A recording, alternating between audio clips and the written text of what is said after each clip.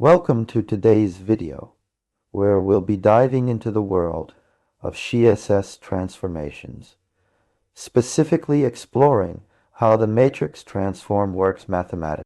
If you're a web developer or designer, chances are you've come across this property before, but perhaps haven't fully grasped its underlying mechanics.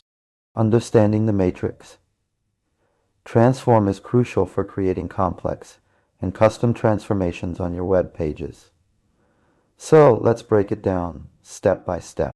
In this video, we'll cover what the matrix transform does, how it works mathematically, and provide examples to illustrate its usage.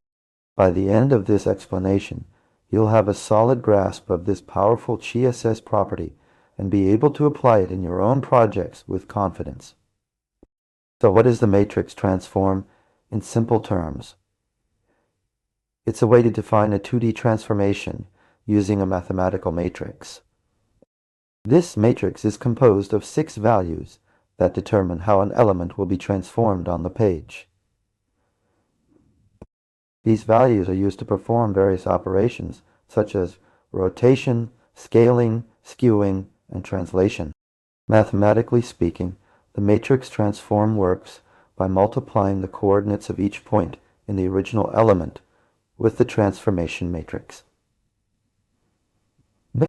The resulting coordinates are then used to draw the transformed element on the screen. Let's break down the 6 values that make up the matrix and represent the scaling factors along the x and y axes respectively. And she represent the skewing factors, which determine how much an element will be skewed along the x and y axes. E and F represent the translation values, which move the element horizontally and vertically. When you apply a matrix transform to an element, these 6 values are used in combination to perform the desired transformation.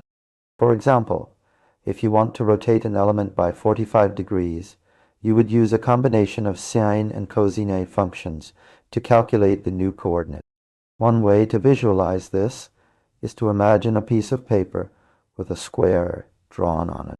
If you were to apply a matrix transform that rotates the square by 45 degrees, you could imagine the square being transformed into a diamond shape.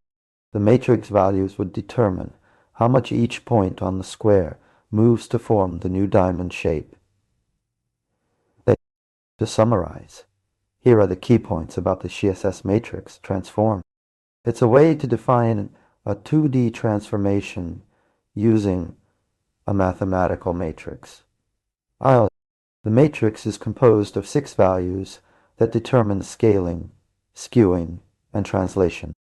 These values work together to perform complex transformations on an element. Understanding how the matrix transform works mathematically can help you create custom and precise transformations. That's it for today's video.